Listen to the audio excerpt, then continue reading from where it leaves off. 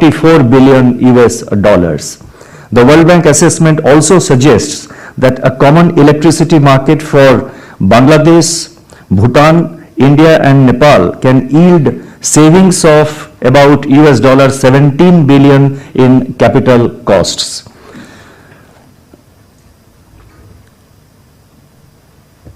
Investment in transport and logistics could also help reduce the cost of container shipments in South Asia.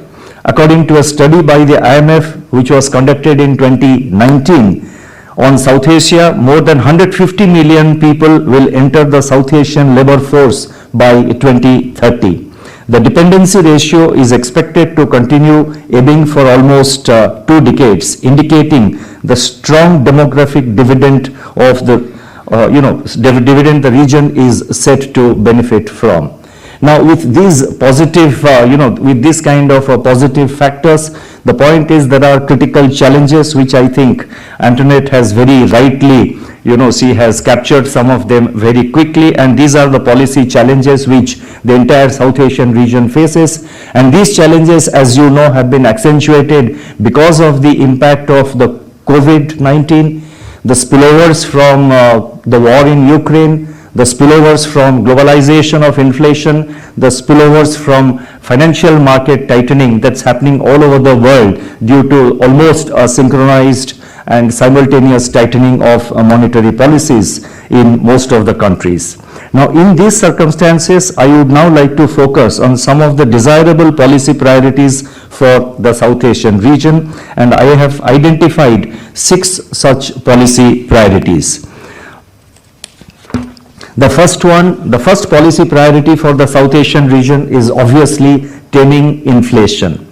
Multiple external shocks in the form of COVID-related global supply chain disruptions, food and energy crisis following the war in Ukraine, and financial market volatility arising from the aggressive monetary policy tightening have exerted sustained price pressures in the South Asian economies, which is of course felt in other parts of the world also.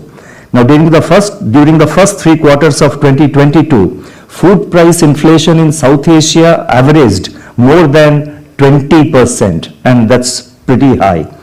The region's heavy dependence on imported fossil fuels has made it vulnerable to imported fuel inflation. For successful disinflation, credible monetary policy actions accompanied by targeted supply-side interventions, fiscal, trade policy and administrative measures have become the key instruments.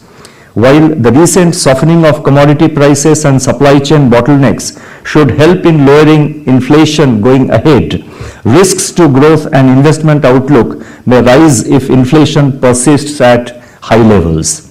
Prioritizing price stability may therefore be the optimal policy choice for the South Asian region in the current context. This approach to disinflation, however, needs to be mindful of the rising risks to growth outlook in an environment of deteriorating prospects for global growth and trade activity. The second policy priority that apart from taming inflation that I would like to highlight is containing external debt vulnerabilities. Now, the surge in external debt in recent years and associated vulnerabilities have undermined macroeconomic stability in several countries in this region. External debt, which was already elevated in low and middle income countries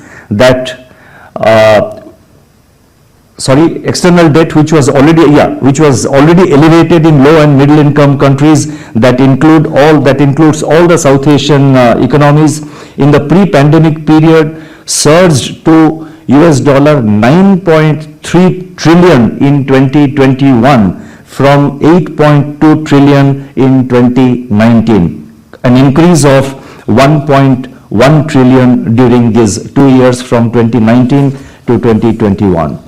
The Debt Service Suspension Initiative, that is DSSI, was set up by the G20 in May 2020. Up to December 2021, an estimated $12.9 billion of debt service was deferred.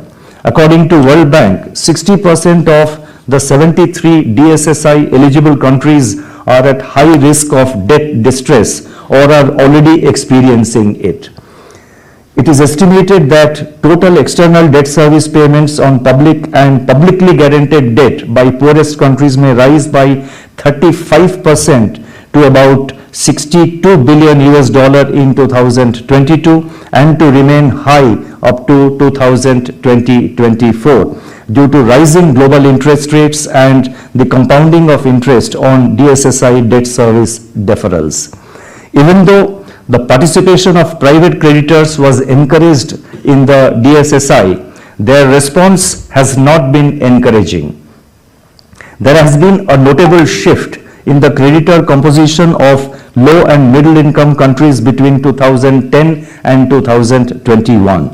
The share of lending by private creditors in the long-term public and publicly guaranteed debt was 61% in 2021 against 46% in 2010, and the share of debt owed to bondholders was 47% in 2021 against 29% in 2010.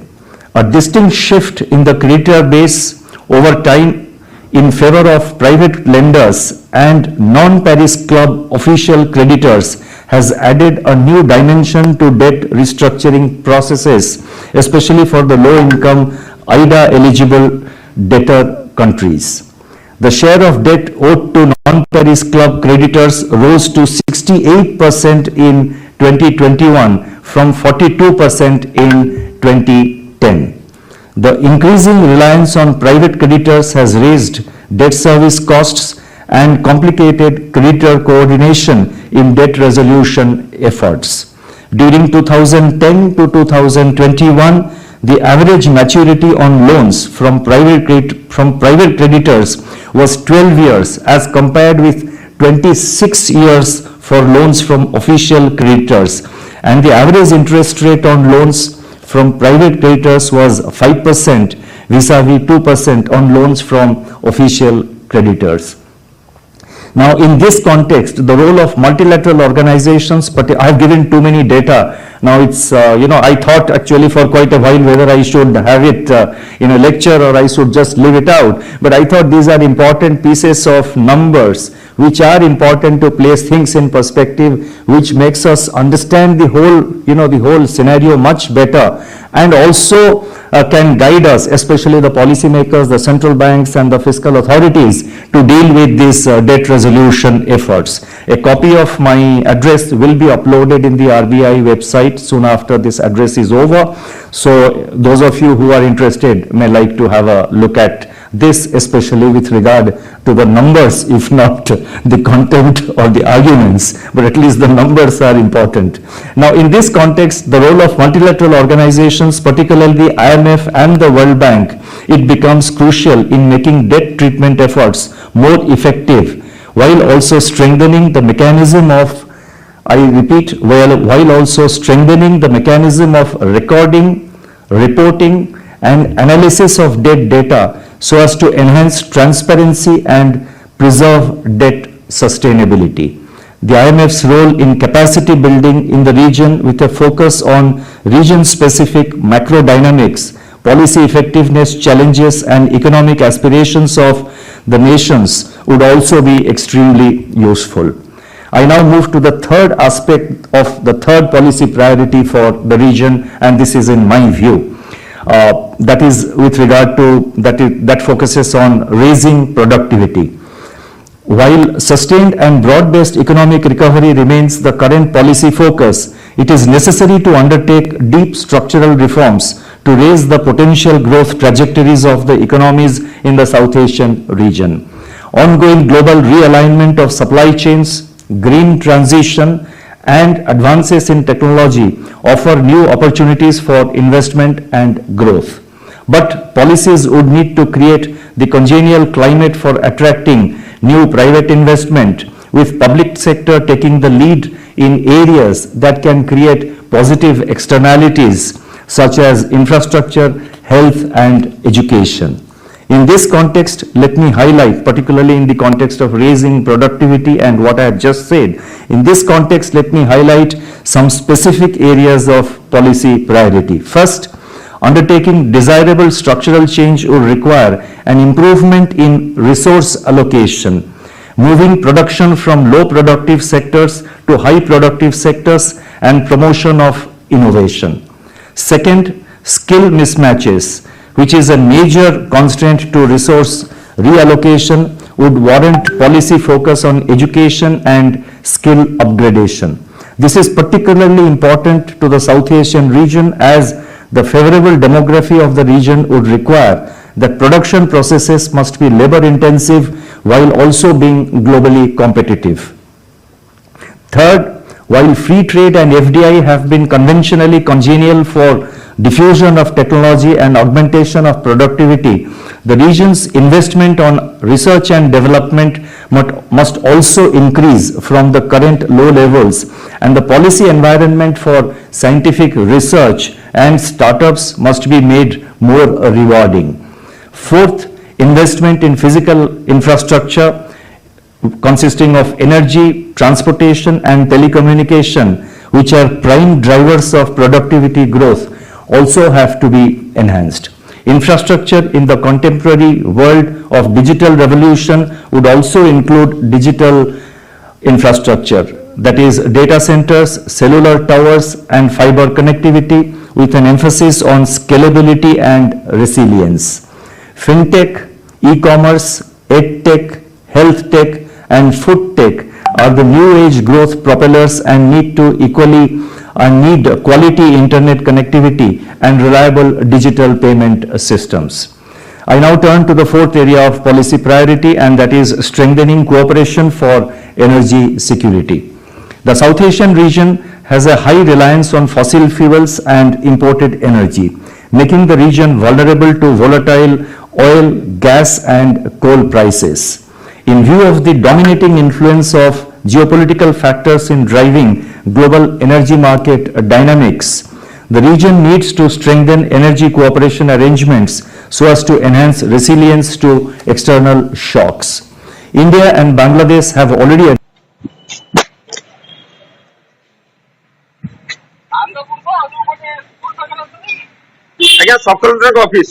interest rate on loans from private creditors was 5% vis-a-vis 2% on loans from official creditors. Now, in this context, the role of multilateral organizations, but I have given too many data. Now it's, I thought actually for quite a while whether I should have it in a lecture or I should just leave it out. But I thought these are important pieces of numbers which are important to place things in perspective, which makes us understand the whole, the whole scenario much better, and also can guide us, especially the policymakers, the central banks and the fiscal authorities, to deal with these debt resolution efforts. A copy of my address will be uploaded in the RBI website soon after this address is over. So those of you who are interested may like to have a look at this, especially with regard to the numbers, if not the content or the arguments, but at least the numbers are important. Integration of national power systems in the region could facilitate leveraging of untapped surplus hydropower while also giving fillip to development of solar and wind resources. Programs of bulk procurement and distribution of energy efficient appliances can be adopted by countries in the region. India, for example, has the Ujala scheme for distribution of LED bulbs at an affordable price. The next area, which is I think the fifth area of policy priority, is cooperation for greener economy in the region. South Asia is one of the most vulnerable regions to climate change because of its large population and degradation of natural resources. Extreme climate events, that is floods, droughts, heat waves and unseasonal rains, have increased over the past century. As per estimates of the International Financial Corporation IFC, between 2018 and 2030, the funding requirements for investment in renewable energy, greening the vehicle fleet and making future building stock green and resilient to climate change risks in South Asia alone would be over US dollar 410 billion, 670 billion and 1.3 trillion respectively. I mean, I mentioned the three components, and these are the investments required in the three components, and the three components are funding requirements for investment in renewable energy, one, greening the vehicle fleet, and that is number two, and making future building stock green and resilient to climate change. This is the third component, and the funding requirements have been mentioned. Besides financing, access to technology and key minerals would also be critical for successful green transition. Robust regional disaster management systems could help in ensuring timely and effective response to devastating climate events. India spearheaded the global initiative and launched a coalition for disaster resilient infrastructure, CDRI, in 2019. Another initiative, the International Solar Alliance, in partnership with the Global Energy Alliance for People and Planet, aims at solarizing the world. The South Asian regions must strengthen cooperation to make green transition in the region faster and at reasonable cost. And finally, the sixth area of policy priority for this region, I feel, should be promotion of tourism, which has immense potential in this region. Now, tourism is one of the major contributors to the GDP of some of the South Asian nations, such as Maldives, Nepal, Bhutan, and Sri Lanka. As a sector, tourism, as all of us know, is a huge creator of employment. The entire region has rich untapped potential in tourism. In recent period, the tourism sector has somewhat revived in the region, but is yet to reach the pre-pandemic levels, that is the pre-COVID levels. Intra-regional tourist flows also remain below potential. It has revived, but I think it has a way to go.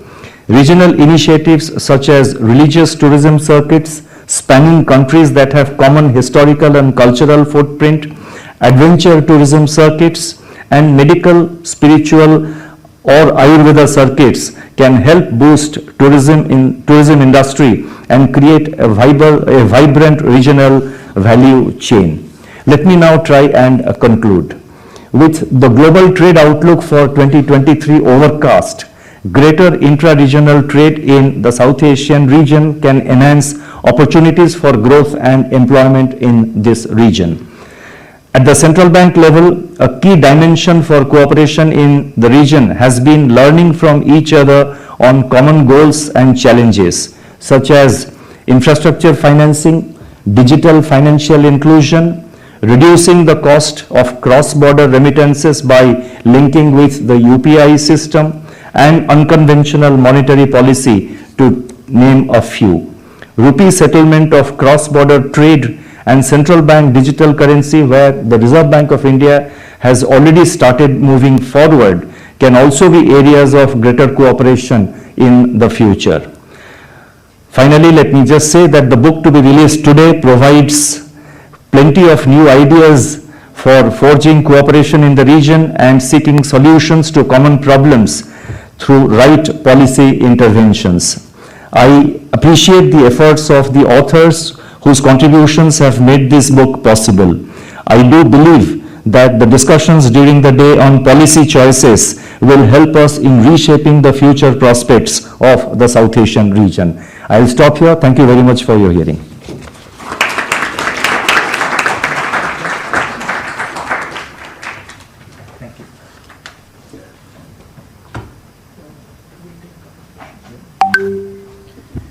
Thank you so much, Governor. Thank you, Antoinette. I thought the book had a number of ideas, but the governor's speech in 3 pages